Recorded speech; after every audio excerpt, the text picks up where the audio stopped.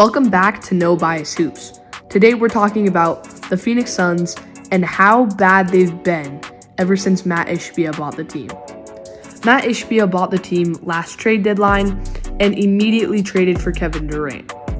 At the time, this was a good deal. Phoenix hadn't been playing too well, and Kevin Durant had been one of the best players, is one of the best players of all time, and they only give up about 5 first-round picks for him. So it's definitely a good deal at the time. And the next deal is very questionable. The Suns get out to the Minnesota Timberwolves in the playoffs, and this offseason they decide to make one of the worst trades in NBA history. They trade for Bradley Beal. At this time, the deal seemed somewhat sensible. He's averaged 30 points per game with the Wizards, but it's also the Wizards. He's the starting point guard. He's getting all the touches, and it's the Wizards. They're not a good team.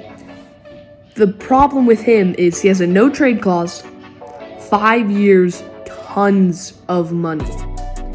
So now they have no bench, so they essentially traded their entire bench, all their depth, for one player, and they also, if I'm remembering right, had to give up a few second-round picks and maybe a first. So it's just an awful deal all around. Now they're benching Bradley Beal, trying to get him to waive the no-trade clause so they can potentially trade him for Jimmy Butler.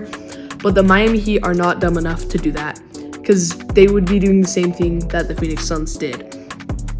And then the next move they make is trading their 2031 unprotected first-round pick to the Jazz for 3 very bad first-round picks. I made a YouTube short about this, and the trade is not good for Phoenix. Of course, they did it in a move to lure Jimmy Butler because the Heat would maybe want more recent draft capital so that they could potentially get players now.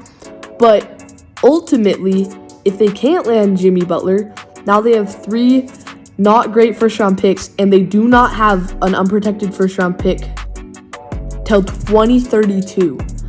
This means that since Kevin Durant is very old, in 2032 he'll be over 40. So this potentially means, say Kevin Durant leaves or just gets injured, declines in productivity, which is likely. He's getting very old. And has been pretty injury prone in his career. Not as much as some other players like Kawhi Leonard, but he has had some pretty bad injuries. Then you have maybe Devin Booker wanting to leave. They could definitely get a lot back for Devin Booker, but then you still have Bradley Beal. You don't have many young players because right now their youngest players are Ryan Dunn and Oso Aguado, which they're both playing well-ish, but if you're trading for Jimmy Butler, you're most definitely giving them to Miami.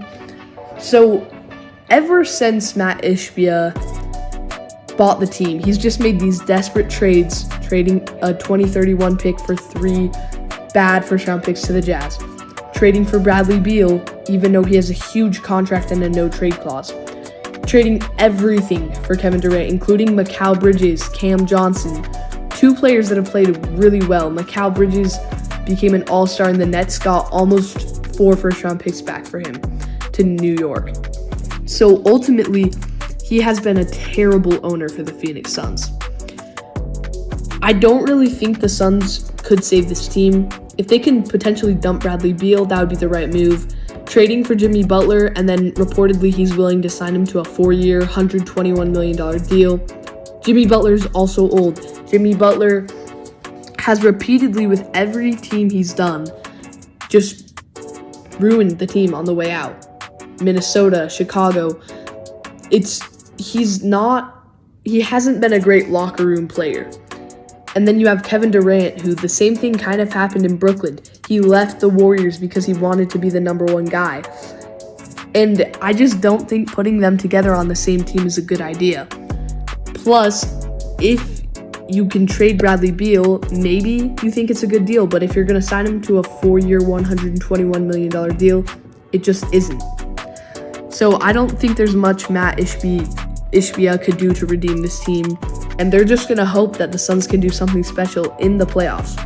The only good trade Matt Ishbia has done recently is the Nick Richards deal. He's playing really well so far, and it has only been 4 games, but 3 second-round picks for a center, which is a position they really need. Nick Richards is young. He has a smaller contract. It's a great deal.